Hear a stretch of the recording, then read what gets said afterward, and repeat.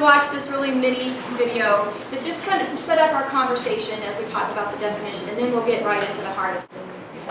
This is an issue of the transportation of people or the smuggling of people, when in fact, the real issue is the exploitation of people.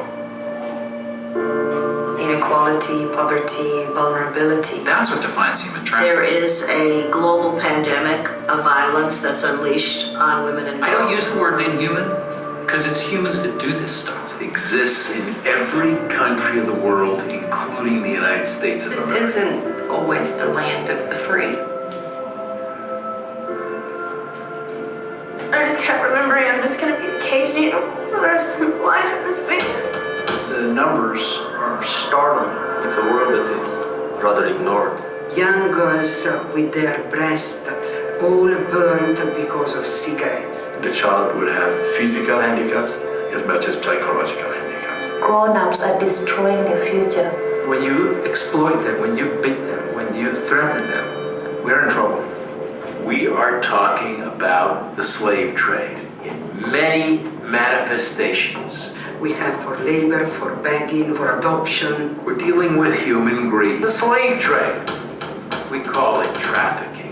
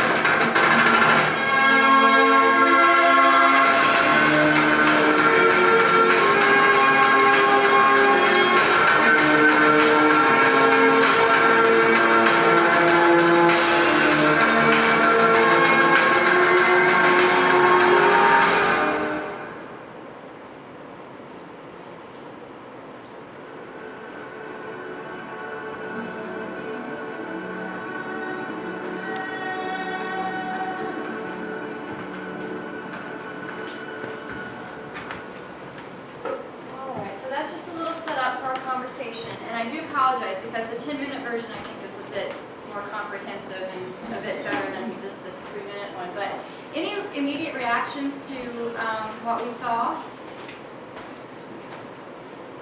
Pain. Pain. Okay.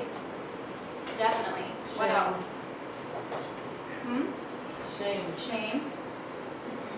Now, one thing that struck me is that they were making this connection with slavery, and that's one of the words that didn't come up when we were talking about our definitions today. So I think that we need to be thinking about trafficking as a route into slavery, into people owning and controlling other people. So that was something. Now, anything else about that video? I saw a couple of images that were sort of religious. One was people bowing for the Friday prayers. And then I saw an image in Italy of a nun. And I never thought about this before, but a lot of this stuff is like sort of condoned, or the Christian and Muslim traditions sort of turn a blind eye in these countries, and even here in the States. And that's a shame. It's very true. Yes. Something else that struck me was that I think I had heard about begging as being one of the types of human trafficking. I definitely hadn't seen something in my research, but I just feel like every time I I approach the subject, I come up with I'm exposed to a different manifestation of it, of labor trafficking or sexual trafficking, and I think, oh my gosh, that too, you know? Yeah. Somebody's using another human being for that too. Yeah. Wow. Yeah. We'll talk some about that. That's a very good point. There's almost no enterprise that the traffickers haven't used somebody in. The expanse of businesses and operations that they will use to exploit human beings just boggles the mind sometimes. But yes, forced begging. But one thing that struck me, because was it you or you? You, when your definition, you talked about youth and adults, right? And what did that video focus on? Children. Okay, so that's a connection that I think as a church we need to make more of. There's so much emphasis on children. Why do you think that might be? People think that children are more deserving of justice. Children are more deserving of justice, okay. And I think when you get into grown-ups, you want to attribute choice. And Yeah. with kids, it's easier to say, oh, they don't have Yeah, we don't have to have a discussion, some of the hard conversations. And actually, Kristen and I just last night were having we were talking to one of our friends, and she said, we were discussing this whole issue, and she thinks that the church really tackles the easy part, that child trafficking is an easy conversation to have. And when you start moving into these discussions about adults, A, it doesn't touch on the heartstrings as much. B, there's issues of, oh, were they complicit? Are they to blame for their exploitation? So anyway, just something to have. This is not really what I meant to get into now, but it just, that seeing those words and I heard the conversation last night just triggered this, so I thought we'd talk about it in a minute. Yeah. I think one of the emotions I was overwhelmed. I think it's overwhelming when you look at how huge it is. Yeah. I think it's easy to focus on children because it is so overwhelming, and I think your first instinct is that if children are an easier target, I would think that if I were on the other side of it, I would target children because they're easier to manipulate, they're a little more adaptive, and when you think of the adults, they've probably been stuck there, and that I feel like is kind of seems more hopeless than trying to save someone younger too, but overwhelming, just kind of. Very good point. Anybody else? Yeah. Wow, we're getting a lot here. Let's go. Yes. I think it's just the vulnerability factor. People just look at children as so much more vulnerable, but I mean, a person against a gun, no matter. I think women and children are always just looked upon as just a more vulnerable. So women and children are just seen as more vulnerable. Yeah. But it's like a man against the gun is a man against the gun. Yeah. Okay. Did you have one? Not to downplay the older people who are in slavery, but the younger people, it's easier to, not easier to, but they're the future. So like if you let them experience that and grow up like that, they're going to be just as corrupt as the people who are trafficking them. If not, or if they're not dead, because all the horrible stuff that happens. So if you can get them at a young age and change their thought process, they could easily contribute to society and themselves better. So there's definitely some reasons for focusing on children because they are more vulnerable and easy to manipulate and exploit to get into these situations. And if you can change the life of a child, you can change a whole future life as opposed to, I don't know, if you're helping somebody who's already 40 or 50. Sort of like, so there are these kinds of competing issues that are going on. Let's just one last thing and we have to move on. Yeah. I was just going to say, I think that in our culture, like sexual stuff directed at children is still considered a merit warrant, whereas like pornography and prostitution and things like that amongst adults is just preference. It's not really considered a warrant anymore. It's not something out of the ordinary or negative. And so many people are involved in it. So many people do it. So cardinal to us. So I think that it's really it doesn't I think come on the radar as much as being a problem. Right. Whereas you still recognize it being wrong with children. Right. How long that will be. Excellent. So I'm sorry I have to cut this conversation off. I really am. This is rich, but I'm hopeful that as we move forward through the day, that you will think of I'm not saying everybody has to work with adults, but that your lens of who is a victim, that will expand to include adults and expand to include people in all kinds of sectors. Yeah. Just real quick, one of the challenges I think our task force has faced is getting people, it's an ugly issue. And so, yes, we had these forums and we thought they were pretty well attended with like 40 people. We thought that was good. You know, my first vision was I would have loved to have seen the church full. And you look around this room, it's predominantly women. And I think it is just, you know, how do you reach out? And I was talking to one guy in our congregation, and he says, well, you know, I'd go if my wife told me I had to. But he said, but if you can find a way to connect it, like if it's my daughter, if it's my sister, like there has to be a hook to make it a little more personal for people to even want to come out and be, because let's face it, at the end of Not My Life, they say, now you know. Well, the implication is, what are you going to do about it? So getting people to come and hear it, I think there are barriers and challenges. And, you know, I'm not satisfied with 40 people. I mean, I would have liked to have seen a lot more. And men, too. Well, let's resume this, maybe during our panel, if we have some time, we can resume this conversation, because this is really good stuff.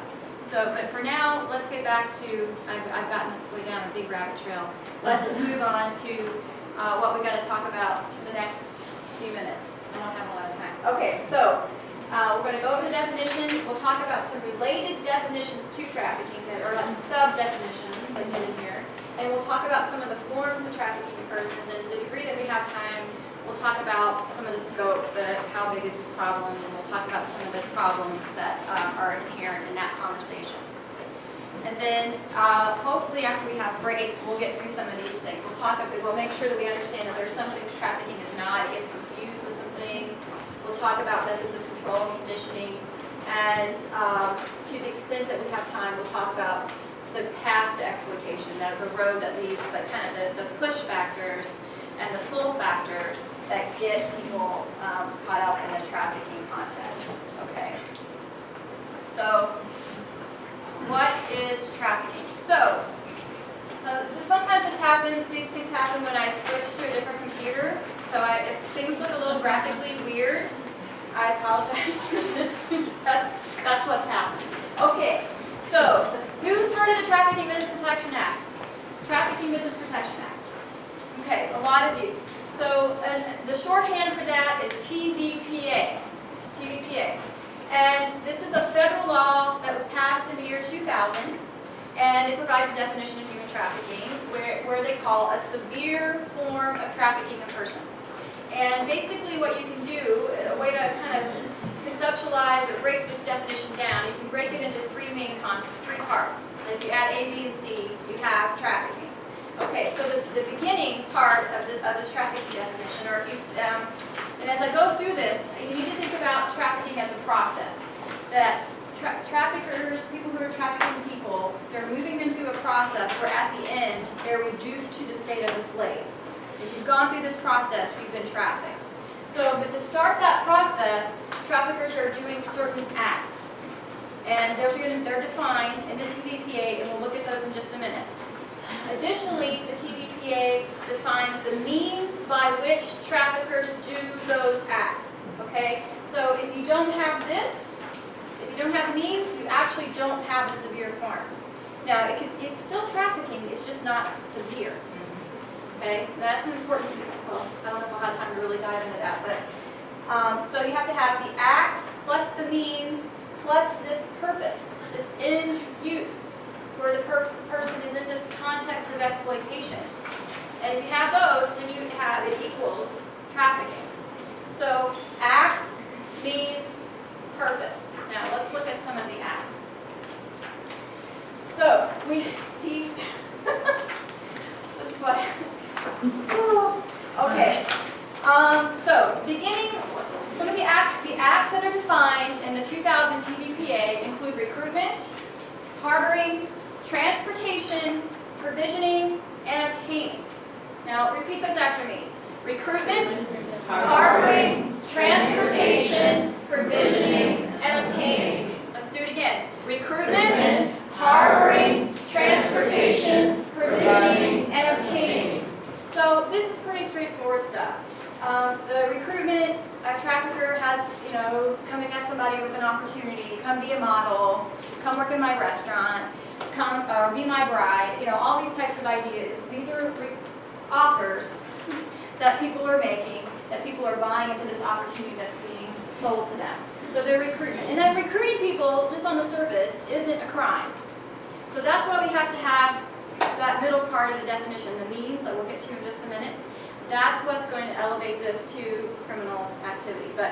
So we start out with recruitment, harboring, something like I'm stashing someone somewhere, just like if I'm a criminal and I'm trafficking, I don't know, cigarettes, illegal cigarette trade. I'm going to probably stash my cachet of cigarettes in some warehouse or something before I can divvy them all out. Okay, so I might be harboring my human victims somewhere. I might transport them. So for instance, I might take them, when we're talking about the international context, I might be trafficking from the Philippines to the US. Or I might be a trafficker who's got an operation from Nigeria to Italy. Or from Thailand to Australia. So that can be transportation. Or it could be, I'm a pimp and I've got this network going from Pennsylvania to Michigan or California to Nevada. Or I might have an operation where we have a trafficking ring here at Eastern University. So I run a recruitment ad, I say, hey, come to Eastern University, and we're gonna, give you this job in the kitchen. We get everybody to come in and interview them, and then we force them into slavery in the back washroom here. So I haven't moved them anywhere, but it's still trafficking. So you don't have to have all of these for it to be trafficking.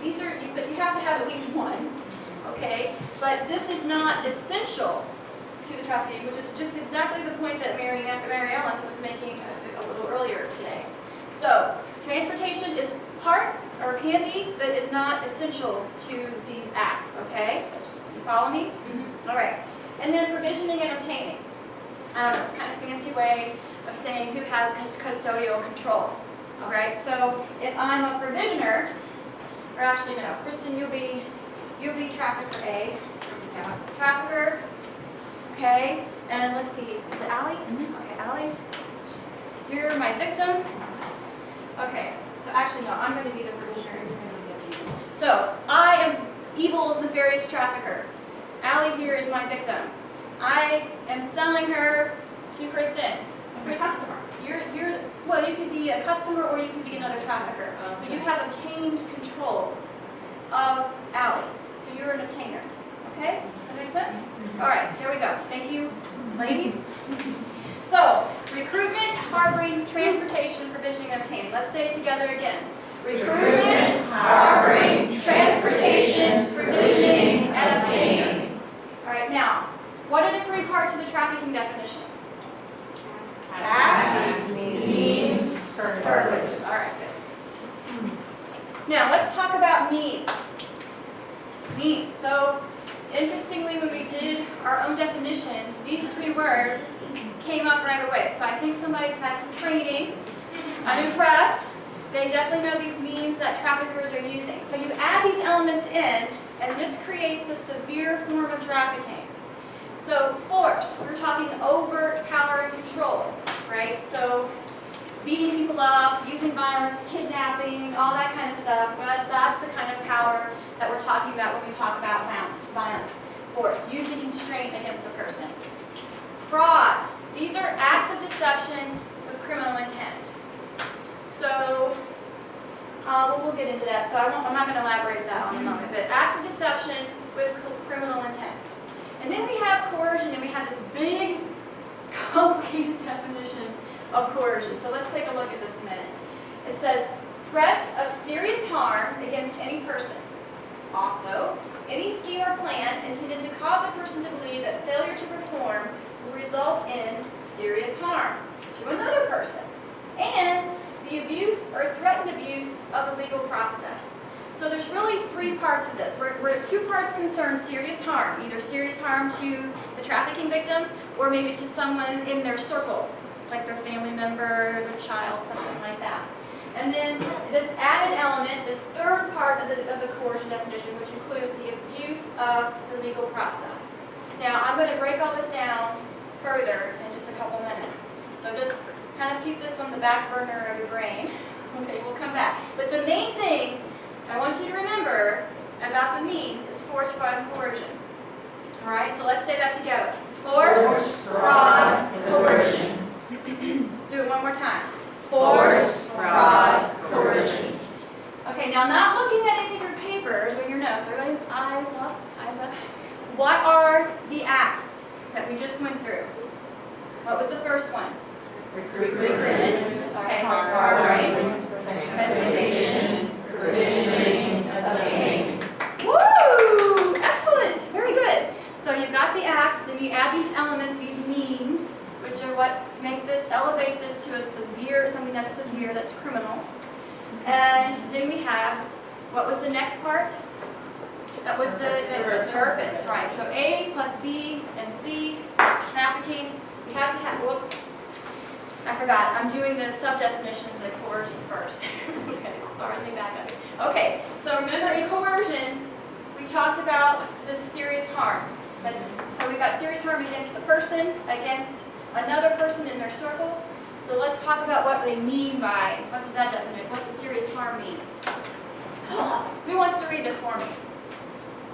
Okay, Allie. Any harm, whether physical or non-physical, including psychological, financial, or reputational harm that is sufficiently serious under all the surrounding circumstances to compel a reasonable person of the same background and in the same circumstances to perform or to continue performing labor or services in order to avoid incurring that harm. Are you tired? Okay, that's a lot. It's saying a lot. But what kind of harm? Just call me Grace. Okay, what kind of harm? Any harm. Okay, that's pretty big. That's a lot of harm. And what do we, so what's this? Okay, now that's important because so much of the trafficking, if you read accounts in the newspaper and so forth, what do they focus on? Right. People totally overlook this. So understanding in coercion, we're really focusing on the ideas of non-physical harm that include what? Psychological, financial, reputational. That's huge. Right? Not only, I mean, in this training we focus a lot on the psychological aspects of coercion, but financial, okay, and reputational. So using somebody's threats against their reputation in order to coerce them to do something. So this definition of serious harm really broadens the umbrella of protection over who we're saying is a victim of trafficking. And a lot of people have a shut umbrella. It's really practically shut. They're only looking at physical. They're really taking us back to the idea of force. When we talked about violence and kidnapping and constraint and all that. But really, if you open up that umbrella, we're bringing in all this non-physical coercion, the idea of how you can manipulate and can traffic someone. Okay, got that? Yeah. Is that language from the TVPA? Yes. But it actually, I can't remember if this is in the 2000 or in a later reauthorization, but it's definitely in there now. Okay. All right. So serious harm. And then we had that at the bottom of that big definition of coercion, there was that phrase, abuse of the legal process. So just to clarify what that means, we're talking about, who will read this for me? Jill, will you read this out loud for everybody? Sure. The use or threatened use of a law or legal process in any manner or for any purpose for which the law was not designed in order to exert pressure on another person. Okay, can anybody think of a way in which a trafficker can do that? Like, use the legal process. Yes, Anna. Kamlari in Nepal are bonded slaves, basically. And sometimes they're threatened with, it's illegal to be a slave, so I'll call the cops on you for being enslaved. But I'm the one who's your master. And it works sometimes. Wow, that's new. I love trainings because I always learn something new. I had not heard of that before. Thank you for sharing that. Yes, Mary Ellen. A lot of things around immigration status, I think, is a pretty common misuse of the law. Right, or even Perhaps you could include under this, like for instance, I've heard of traffickers who will, if we're talking in the context of international trafficking across borders, have the person, you know, say that they smuggle drugs, like they maybe attach drugs to them as they're getting them across the border. So, oh, now you've trafficked drugs, so you're a criminal. So if you tell anybody what's happened, you're going to go to jail. All right. So they're using the laws of the land in a way to manipulate and exercise coercion over other people. Yes, Allie. I would think prostitution could easily be used against people, like having, instead of the traffickers being prosecuted, that it would be the person. Oh yeah, you're engaging in this criminal activity, so you can't tell anybody because you're gonna be the one that goes to jail. Yeah, Jill. I was watching Law and Order Thursday night. I never watched it. No one. It was a rerun, but I just now was compelled how horrible it was. It was a police officer that was in charge of a school, and she was manipulating the drug dealers in this top part of town to give her their drug money so they wouldn't be turned in. And every time she would collect money, she would threaten them. If they didn't turn the money in, she would turn them in. Yeah. And she brought the crime down in the school district by killing, unbeknown to the law that she did it, the top drug dealer. And so it looked as if their crime was going down, and she as a police officer was manipulating. You guys, when you think about this and this thing right here, I'm like, oh my word. I can see our police force where you used to trust everyone, so corrupt over and over again. And just watching that Law and Order brought that to life, like, I bet this is happening. Yeah, I'm so naive. I think it's instructional to watch Law and Order. Yes, Barb. I think in some communities, there's just such a mistrust of law enforcement to begin with, that it's a real easy step for traffickers to do that little, you know, like, you can't trust anybody, they're gonna come get you, they're gonna take your kids away, whatever. And definitely, I think this is true in particular in parts of the world where there is so little rule of law. Like, you know, we know there's corruption here, but you know, sooner or later, a lot of it gets rooted out. It gets exposed, and you hear about these cases, people being taken to court. I mean, not always, but at least sometimes it's happening. But what about in a country where you have no hope? That there's no place you can turn. There is no hope of rule of law. So when those kinds of things happen, this has a tremendous amount of power over people to just, because they feel utterly hopeless that no justice is possible. Okay, so abuse of legal process. Now again, eyes up. What are the acts that traffickers use? Harboring, transportation, provisioning, obtaining. Yeah, good job. You're really doing great. And what are the means? Okay, and coercion, when we're talking about harm, what kind of harm? Serious harm. Serious harm. And what is serious harm? Any. Good. All right, and it also encompasses this abuse of legal process. Okay. You guys are great. Now, so here we are. We're at the C part of the definition, ABC. Acts, means, purpose. Now, the way that ultimately, traffickers are really doing all this for profit. So there's one way of looking at this, but the purpose is for profit. But the way the definition is looking at this, it's looking at what is the end use. How is the human trafficking victim ultimately, in what context are they ultimately being exploited? Okay, so the TVPA outlines these different contexts in which the exploitation occurs.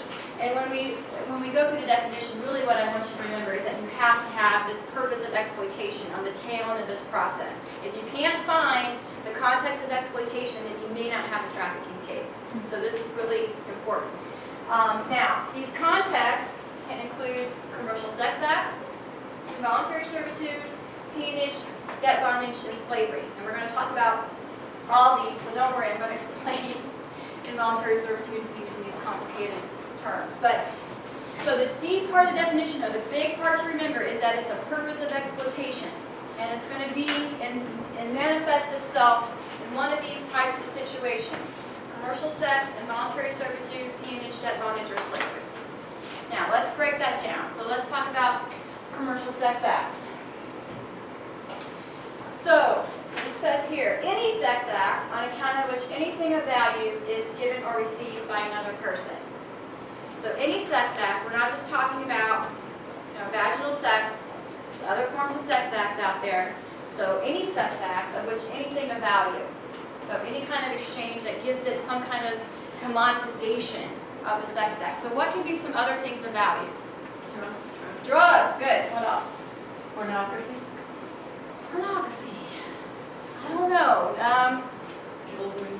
I'm thinking more of the things that people use to survive. Like I'm gonna trade sex so that I can survive. So food, okay, shelter, clothes. You know, think Maslow's hierarchy of needs. And particularly in trafficking in North America with youth, there's just a study that came out. I'm trying to remember which one it was. I think it's a Covenant House study from New York City, which just said that for homeless youth, the main reason that they're trading sex is because they're homeless. Okay, so shelter is this huge motivator for young people to start engaging in trading sex.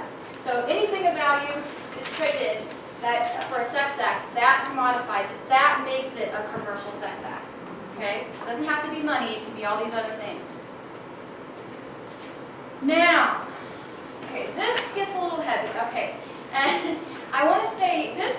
We don't dive in as much on this involuntary servitude issue in the Hands That Heal curriculum that some of you might have.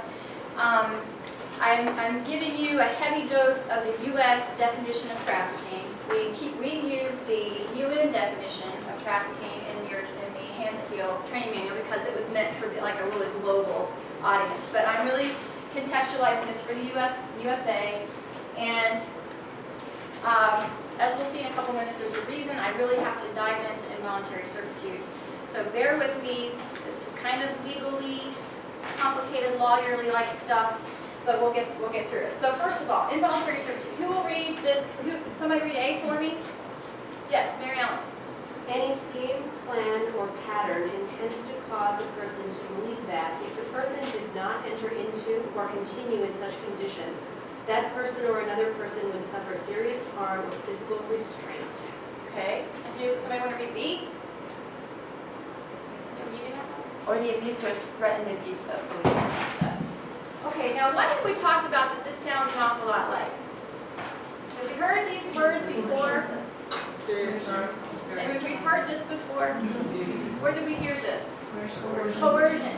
Okay, so I don't really understand why, but the definitions of coercion and the means part and this on their involuntary servitude definition are very similar. But so basically you can think about a trafficker using force, using fraud, and then using basically coercion to get this person in a situation where they are going along with some form of work. Again, they're using schemes or using plans or basically using coercion. I don't know why it's spelled out this way, but the definitions of coercion and involuntary servitude are very similar. Okay, yes? The part that I thought was interesting was that part of the harm was also harm of reputation. Is that easy to... Well, this is, the serious harm is defined in the statute, so you would just refer back to that, and use that reputation. You can use that reputational part in building a case about why a person would stay. See, a lot of times what the issue is that people in a jury don't understand why people continue in their situation of exploitation, so that they can show that they were fearful of reputational harm. If a prosecutor can show as evidence that the victim was concerned. Is that easy for them? I would imagine not. I'm not a prosecutor, but I imagine it's difficult. All right, so that's involuntary servitude. Now, okay, looking at this a little bit more in depth. So to establish involuntary servitude, we have to establish that the person was indeed a victim and that they were held for a term, basically a period of time, and that the period of time which they were held in this situation was not insubstantial or insignificant. We'll leave that to the lawyers to figure out what is considered not insubstantial or insignificant. But the whole reason I have to give you this definition of involuntary servitude is to do this. Okay, because a lot of cases that you're going to encounter are going to involve this kind of scenario. So who can read this for me? Yes, Kylie. When considering whether service or labor was performed by someone against his will or involuntarily, it makes no difference that the person may have initially agreed voluntarily to render the service or perform the work. If a person willingly begins work but later desires to withdraw and is then forced to remain and perform work against his will, his service becomes involuntary. Okay, so this is huge. I don't know how many times I will read articles in the paper that are talking about a case that looks like a trafficking case, and then they'll say, oh, well, they agreed. So in the beginning, the person agreed to this context, and so that means they're not a victim. But anytime a person wants to break that agreement, they are free to leave under the rights of the laws of the land. But if they are made to continue in that situation, it makes no difference if they initially agreed. Right? And this is something that is missed all the time. So when you're looking at particularly cases that involve labor trafficking, where a person is making, working in a factory, working in a chicken processing plant, working in an agricultural setting, picking blueberries, whatever it is, if they initially agree, but they decide they don't want to do it anymore, they have the right to leave. And if somebody is compelling them to continue that, this becomes involuntary servitude. All right? That's a really important fact. Now, we got another important sub-factor here. Anna, will you read this for me? Also, whether a person is paid a salary or a wage is not determinative of the question as to whether that person has been held in involuntary servitude. In other words, if a person is forced to labor against his will, his service is involuntary even though he is paid for his work. Okay, so another really critical factor in the issue of involuntary servitude, because again, I've read cases that the people, you can tell that law enforcement officials, police, or whomever, are thrown off because the individual has been paid a sum of money. Now, typically, it's a paltry sum of money, but they're being paid. And so somehow the idea that, oh, they're paid, then there's no abuse. No, no, no, no, no. Okay? The federal statutes say, even if you're receiving a salary or a wage, it's not determinative of the question of whether involuntary servitude has occurred. Basically, if the will is subverted, if their individual autonomy to leave and go do something else, if that is in any way subverted by these people, it's involuntary servitude. All right, does that make you following me? No. What about, you may be getting this, what about drugs? Like drug dependency, where, is there some sort of, Yeah, I need to work that. psychological abuse or? I don't have that incorporated in here, but I believe it was in 2008 that they modified the federal definition, or not the definition, but they added an element where manipulating a person by drugs or using drug addiction to compel them into this is something that's connected to trafficking now. Okay? Yeah, that's connected to coercion. So drug addiction is, using a person's drug addiction to compel them to prostitute or to compel them to do some kind of work, that is considered a form, would be in trafficking the loop. Okay? Good question. All right, so we got these two key factors in about involuntary servitude. It doesn't matter if the person may have initially consented, and it doesn't matter if they got paid. If they want to leave, they have the right to leave. Right. Now, and another reason I had to go into all that hoopla about involuntary servitude is that peonage comes out of the definition of involuntary servitude. So basically, I mentioned that we have these three things. We have to show that the person is in this condition of involuntary servitude, that they were held for a term, that the term was not insubstantial or insignificant. And then, but to elevate it to peonage, basically we add an element of debt bondage. Right, so now let's see. Are you Carrie? Carrie, do you mind reading this out loud for us? Okay. So we read Title 18, Part 1, Chapter 77, Section 1581A. The specific acts which must be proved on a reasonable salary to establish the includes each and all of the specific actual elements of involuntary servitude. As a more specific act that involuntary servitude was compelled by the person in order to satisfy a will or imagined gifts. Okay. So peonage is then an elevation of involuntary servitude, which adds this idea that the individual owes their trafficker a debt, that they have to pay some form of money back. And generally what happens is the debt never is actually paid, right? They just keep adding stuff to it. There's this, and the debt even might not really be real. They're just being told that they owe this debt. Yes, Carrie? Would that be like if they came, like, they were promised a better future in this country or whatever, and they come over here and then like, they're like, oh, well, now you owe me because I brought you here, you know, probably cost them like $20, whatever it is, like, you know what I mean? And they That is exactly how it often works. So they'll say, oh, we're going to get you to America, we're going to give you a job, and you just sign some papers. And so the traffickers get them here, and instead of them having their job or being able to go do whatever they want, they're told, oh, well, you owe us $20,000, you owe us $40,000. And so they are compelled, they are forced by this coercion, this idea of a debt, to pay that off and to work in whatever context the traffickers say. So prostitution or some sort of labor situation.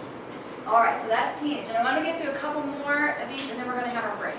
Yes? I was just gonna say, I can see like a pimp also using that to say, you know, to a girl, you owe me this at the end of the day, or, you know, whatever material goods you gave, or for the housing, you know, whatever it might be. That's the way they often come on to girls. So let's say, and one of the big ways that in the sex trade that pimps/sex traffickers manipulate girls is they might give them a lot of gifts initially, like spend a lot of money. I'll take them out to dinner, buy some nice clothes, give them some jewelry, and say, oh, sweetie, now I'm in debt, and you have to help me pay this off. So sometimes she's doing that because she has a romantic attachment with the perpetrator and feels like, oh, this is my way to help him, and he really loves me, and I'm going to do this. Or other times he might just use, you know, more of a guerrilla tactic. Oh, you owe me, and you're going to do this, and give it to me, get me the money now, kind of thing. Yes. Oh, I know in Thailand, in the brothels, they actually, the young girls pay rent in addition. So their rent is always almost more than their share of each client that they have. Yes. And they have to pay for their own food and their clothes. So it becomes this indentured servitude, this situation where debt is always accelerating. There's no way of ever possibly paying it off, and yeah, so they're just perpetually enslaved through this. So yes, debt bondage is often an element that's added to sex trafficking very frequently, especially in the developing parts of the world. Okay. And then let's look at debt bondage. So we looked at those purposes, right? And the CDK, and it had commercial sexual exploitation, it had involuntary servitude, it listed peonage, and then it lists debt bondage. But we just said that peonage is debt bondage. Okay, so I don't get it. I don't know why it's here, except that, you know, peonage is a term that basically most nobody knows or understands. Whereas debt bondage, you pretty much automatically get it. So I'm guessing maybe they're just trying to... But you can also be born into debt bondage. Yes, you can be born into debt bondage. So that's sort of maybe a little perhaps that's where it comes from. But basically, you know, debt bondage, you've got this debt status. It can never be really... If the limits and the nature of the services are not respected, limited, and defined, and you can't ever really repay the debt. Okay.